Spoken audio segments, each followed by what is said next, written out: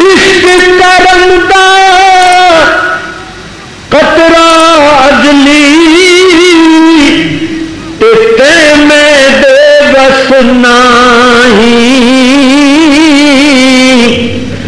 ہک نہ لب دیا ہاتھ نہ آوے تے ہک نہ دے وچ راہی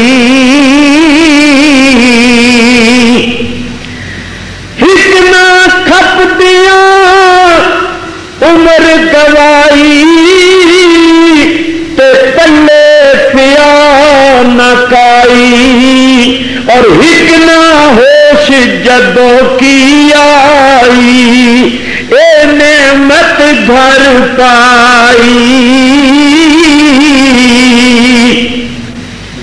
یہ پنجابی زبان کے شعر ہیں، ان کا مطلب یہ ہے کہ یہ نعمتیں جو ہیں یہ فضل و کرم ازلی ہے، جن پر ہونا ہو گیا. بعد ڈھونڈتے ہیں، محنت کرتے ہیں، ہاتھ نہیں آتا، اور بعدوں کو بغیر محنت کے ہاتھ آ جاتا ہے. یہ کسی کے بس کی بات. ابو جان نے کتنے معجزے دیکھے پھر بھی بے ایمان ہی رہا. اور ایک وہ ملک یمن کے شہر کرن میں تھا، اس نے معجزہ کیا، حضور کو بھی نہیں دیکھا، وہاں بیٹھا بیٹھا ہی حضور کے عشق میں چور چور تھا. اور حضور فرماتے تھے مجھے ادھر سے محبت کی خوشبو آتی ہے. حضرت عمر حضرت علی سے کہا تم میرے اس دوست کو ملو گے اویس کرنی کو، میرا سلام کہنا اور کہنا میری امت کے لیے بخشش کی دعا کرے. یہ کرم ہے جس پر ہو، کسی کے بس کی بات نہیں. حسد کرنے سے جلنے سے کچھ نہیں ہوتا، یہ اللہ کا فضل ہوتا ہے جس پر ہو جائے. میرے بزرگوں اور دوستوں، اس عورت نے کہا عبداللہ تیرے ماتھے میں جو نور تھا اس نور کی وجہ سے میری دیوانگی کا یہ عالم تھا، مگر سردار وہب کی بیٹی آمنہ وہ نعمت لوٹ کے لے گئی.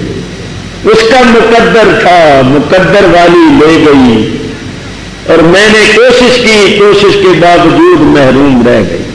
جاؤ اب مجھے تمہاری ضرورت نہیں، مجھے تو اس نور کی ضرورت ہے. چنانچہ جو کچھ اس عورت نے کہا ایک شاعر نے سادے انداز میں اس کو پیش کیا.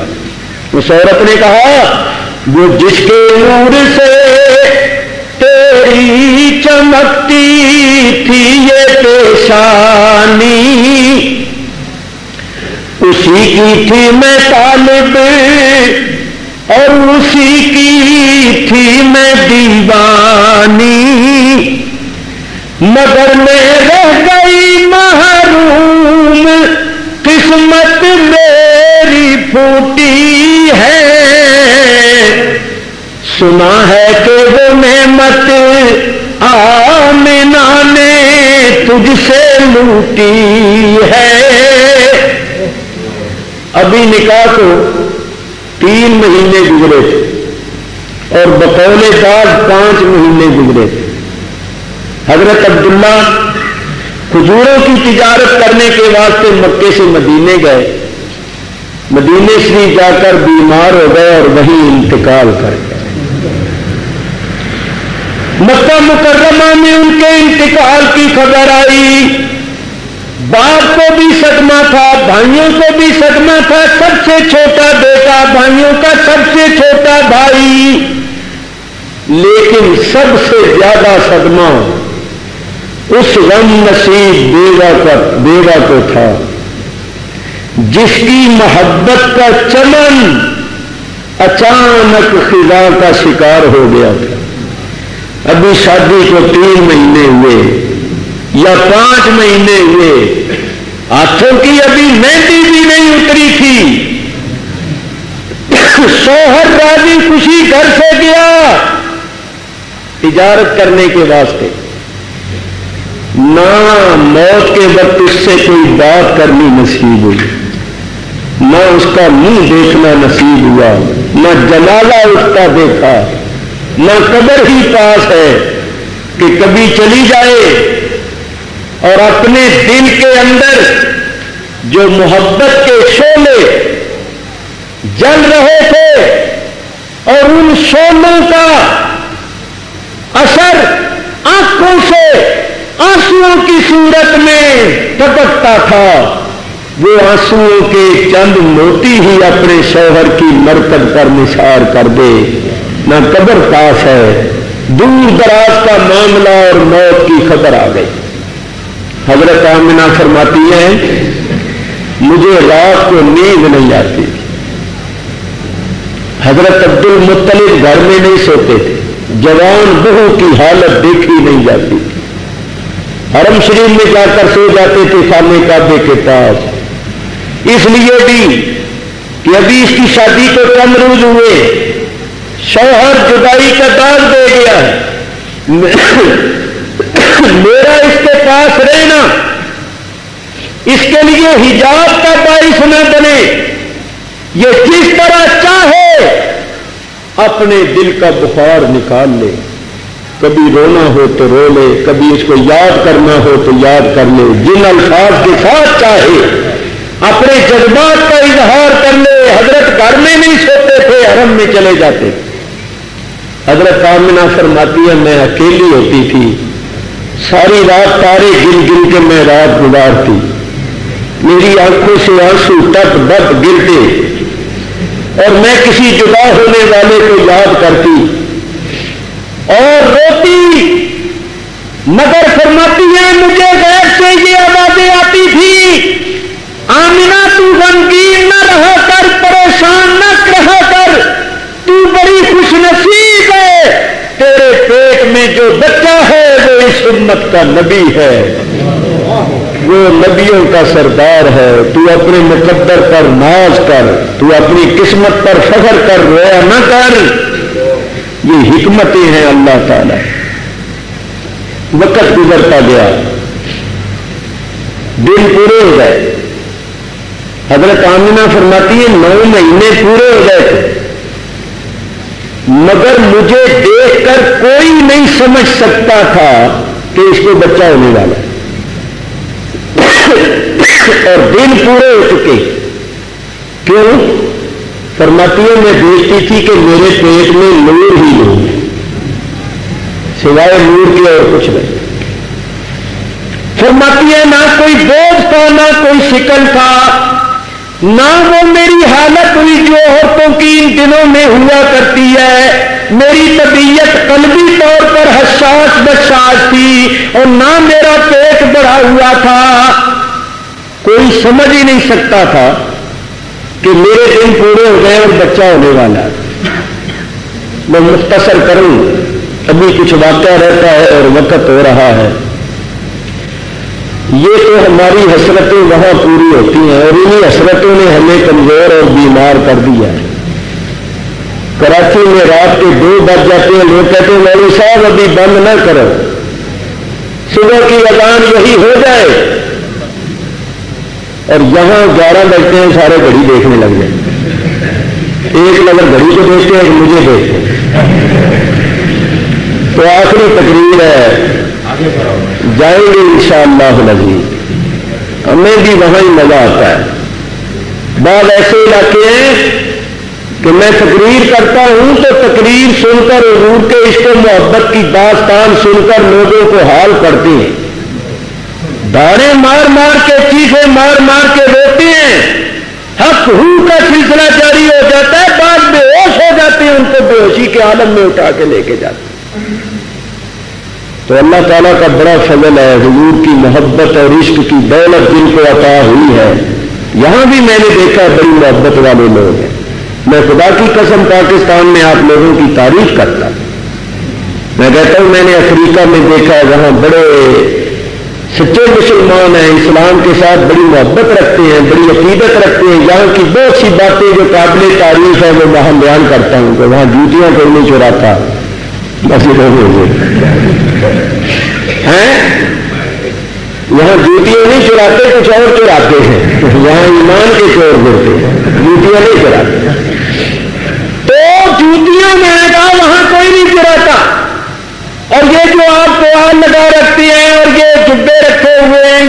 باتیں میں وہاں بیان کرتا ہوں. ٹھنڈے گرم پانی کا انتظام ہے, مسجدیں بڑی خوبصورت ہیں, بڑی صفائی ہے, لوگ بڑے ذوق شوق والے ہیں, اسلام کے بڑے شہبائی ہیں, ہم لوگوں کی تعریف کرتا.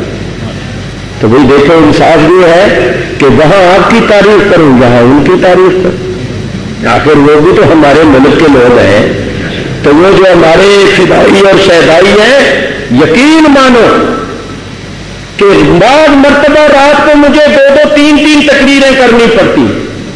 ایک جگہ میں تقریر ختم کر کے 1 بجے جاتا ہوں تو دنیا ابھی تک ساری بیٹھی ہوتی, تو 1:30 بجے تقریر شروع کر کے 3 بج جاتی ہوں. کہتے ہیں مولوی صاحب اب وقت ہی کیا رہ گیا, اذان تک لگے رہے.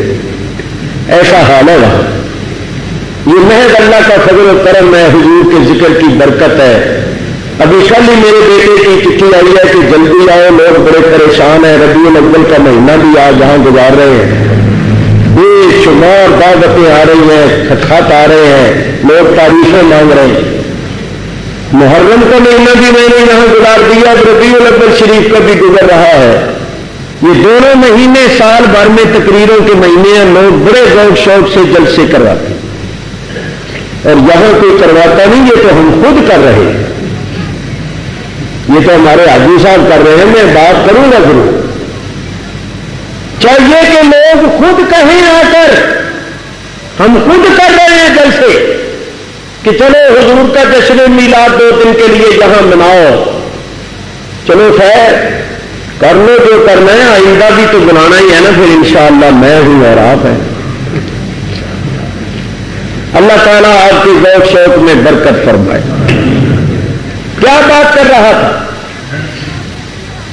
حضرت آمنہ رضی اللہ تعالیٰ عنہ کو بڑا صدمہ تھا, دن پورے ہو گئے.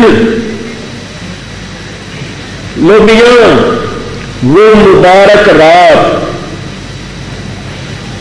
وہ سہانی گھڑی آ گئی جس سہانی گھڑی میں دعائے خلیل میں بشارت عیسیٰ نے اللہ کے نور میں مجسم ہو کر ظاہر ہونا تھا.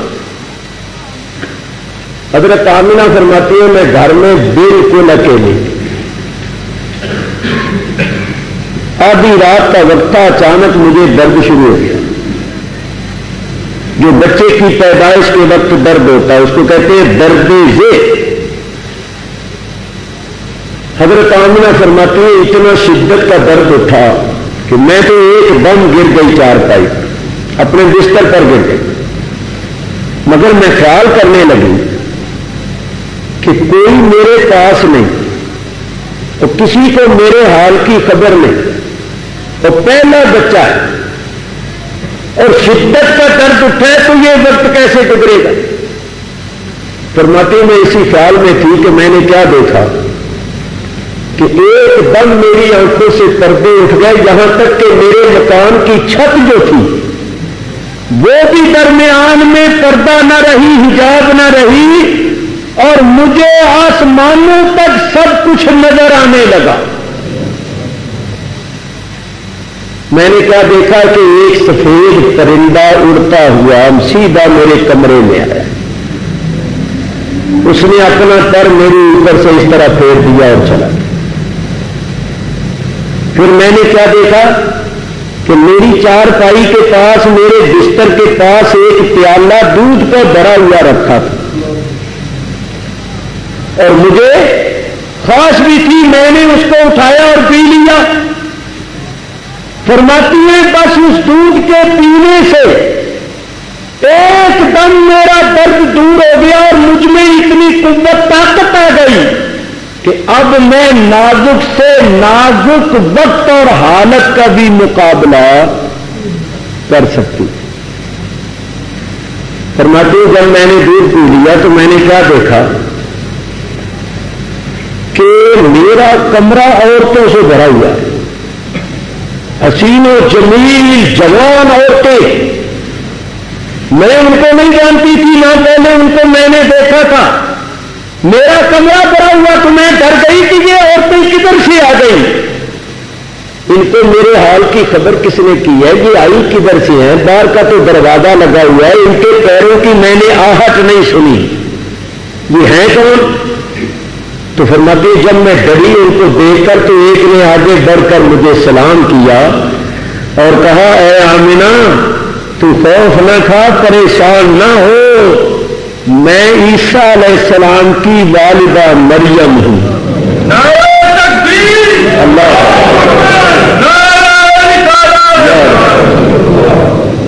دوسری نے کہا میں آسیہ ہوں، تیسری نے کہا میں موسیٰ علیہ السلام کی بہن ہوں، اور یہ ہمارے ساتھ جنت کی حوریں ہیں، اللہ تعالیٰ نے ہمیں تمہاری خدمت کے واسطے بھیجا ہے۔ حضور کی ماں کو مشرک کہنے والوں ذرا سوچو، میری تمہاری ماں کی خدمت کے لیے بھی جنت کی عورتوں کی سردار عورتیں آتی ہیں۔ حضرت مریم جنت کی عورتوں کی سردار عورتیں، حضرت آسیہ جنت کی عورتوں کی سردار عورت، حضرت آمنہ کا وہ رتبہ ہے کہ اللہ نے ان کی خدمت کے واسطے جنت کی عورتوں کو بھیجا۔ اور ایک اور بات بتاؤں، حضرت مریم دنیا سے کنواری طیبہ طاہرہ باقرہ گئی ہے، حضرت مریم نے کسی سے نکاح نہیں کیا۔ اسی طرح فرعون کی بیوی حضرت آسیہ طیبہ طاہرہ باقرہ کنواری گئی ہے، کیونکہ فرعون جو تھا وہ بالکل مردانہ صلاحیتوں سے محروم تھا، تو اللہ نے ان دونوں کو کیوں بھیجا؟ یہ دونوں جنت میں ہمارے نبی کریم علیہ الصلوۃ والسلام کی بیویاں ہوں گی۔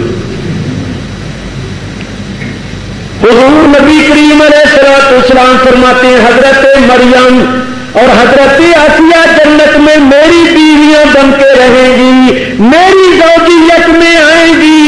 جنہوں نے نبی پاک کی بیویاں بننا تھا انہیں کو اللہ نے بھیجا، جاؤ اپنے شوہر کی خدمت کرو اور اپنی ماں کی خدمت کرو۔ نعرہ تکبیر،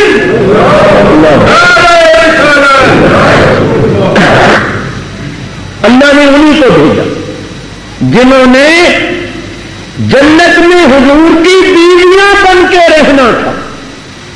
اللہ اکبر۔ حضرت آمنہ فرماتی ہیں پھر میں نے کیا دیکھا، میری آنکھوں سے تو پردے اٹھے ہوئے تھے، میں نے دیکھا کہ سارے آسمانوں تک ساری فضا مردوں سے بھری ہوئی تھی۔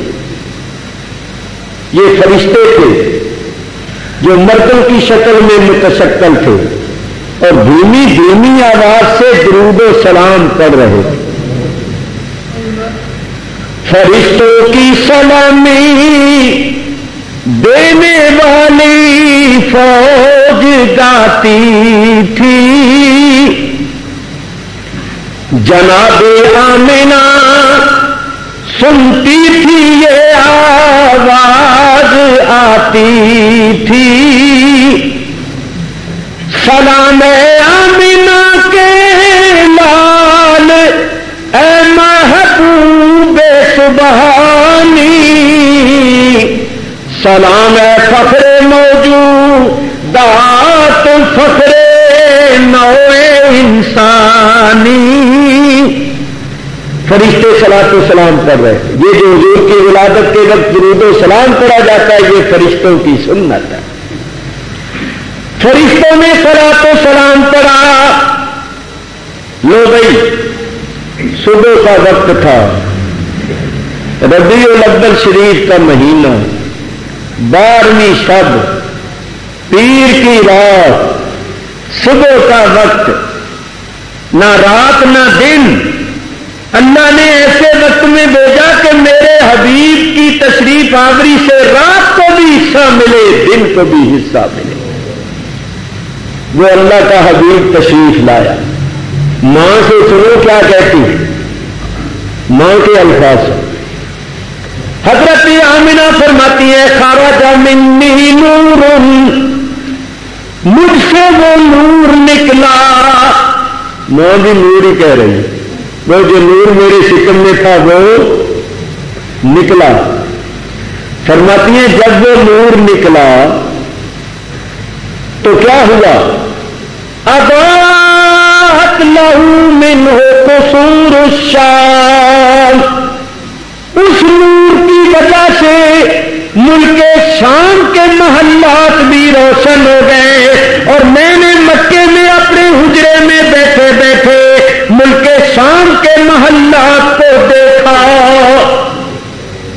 فرماتی ہے حضور کے ساتھ ایسا نور نکلا کہ مشرق مغرب روشن ہو گئے، ساری دنیا روشن ہو گئی۔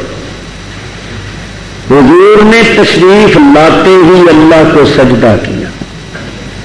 حضور کے ساتھ کوئی علائش نہیں تھی، یاد رکھنا میری بات، جو بچوں کے ساتھ ہوتی ہیں نا علائشیں، کوئی علائش نہیں تھی۔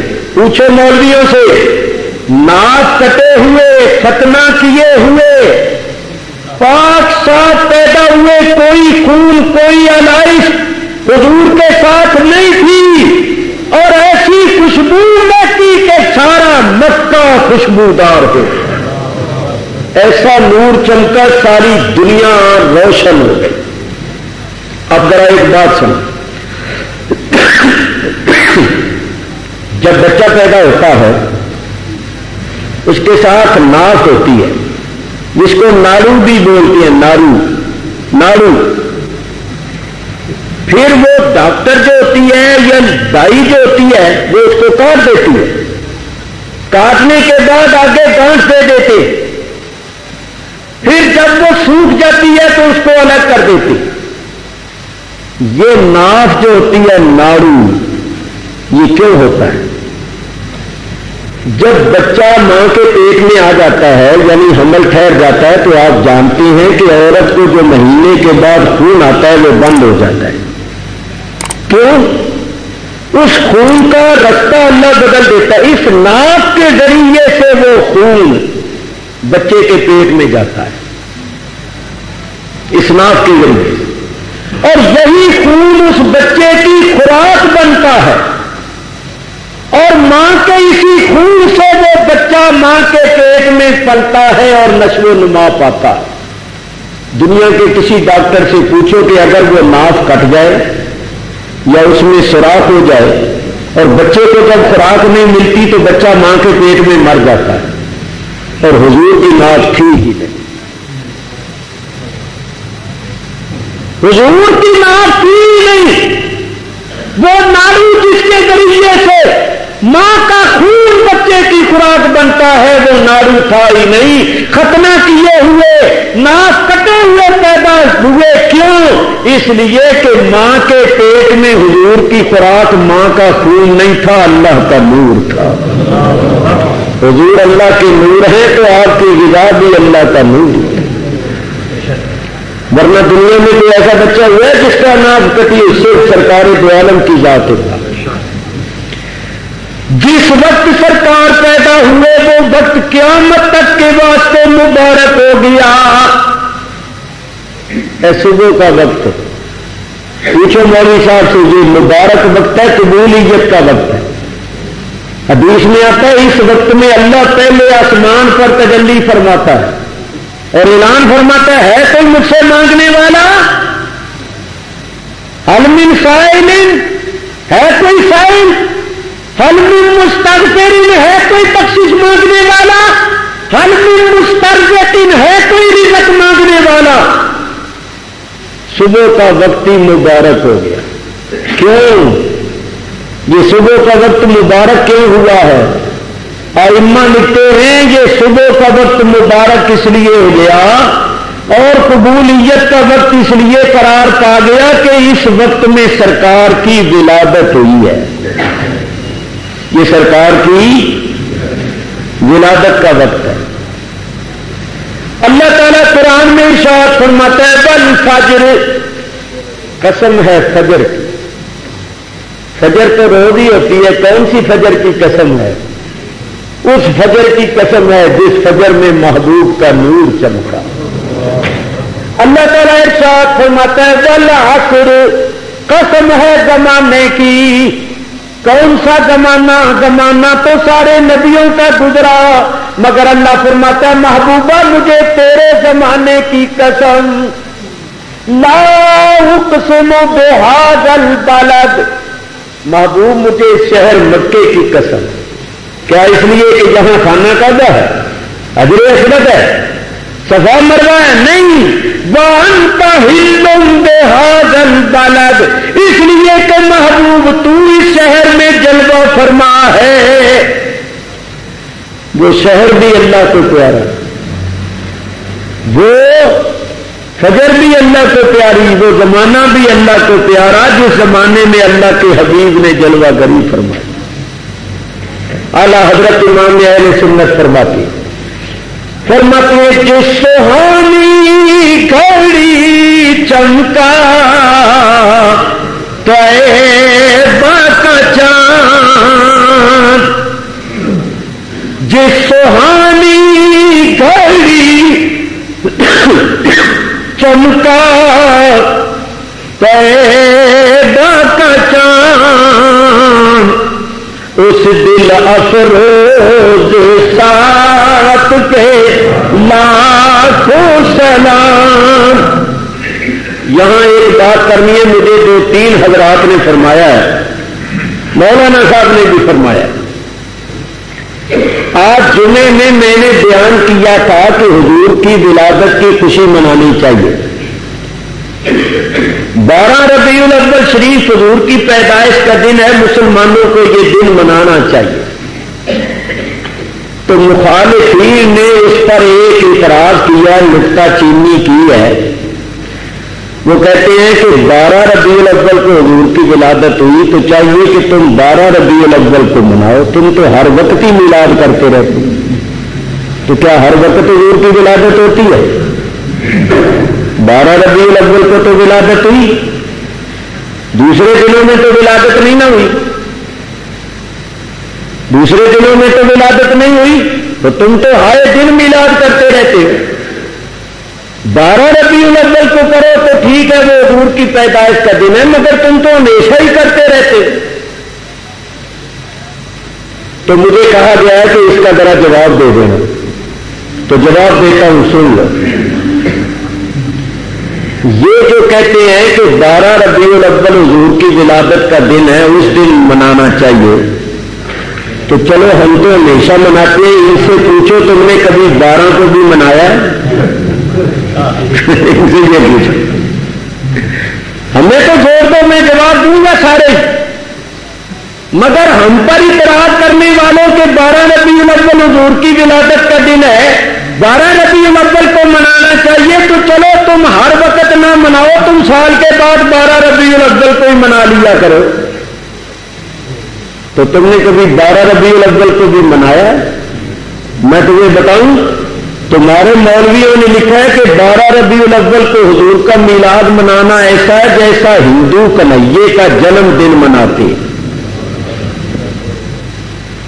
براہین قاطعہ کتاب کا نام ہے، اٹھا کر دیکھو، نام نوٹ کرو، براہین قاطعہ، اس کے اندر یہ لکھا ہوا ہے، فتاوی میلاد شریف، اس کے اندر یہ لکھا ہوا کہ حضور کا میلاد کرنا ایسا ہے جیسا ہندو کنہیے کا جنم دن مناتے۔